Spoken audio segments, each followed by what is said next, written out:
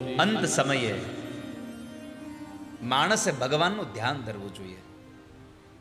અંત સમયનો અર્થ વાલા ભક્તજનો યાદ રાખજો કે પથારીમાં પડી જઈએ, કાને સંભળાય નહીં, ગળામાંથી મોઢામાં કંઈક આપણે નાખીએ તો ગળે ઉતરે નહીં. આ અંત સમય ન સમજવો.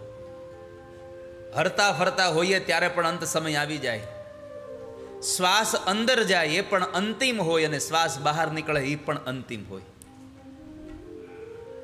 ગમે તે જગ્યાએ જે શ્વાસોશ્વાસની ક્રિયા ચાલે છે એને અંતિમ ક્રિયાઓ સમજીને ભગવાનનું ભજન કરવું. જન્મ લાભ પરહ પુંસામ અંતે નારાયણ સ્મૃતિ.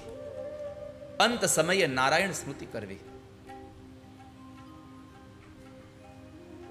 ઈશ્વરનું ભજન કરો.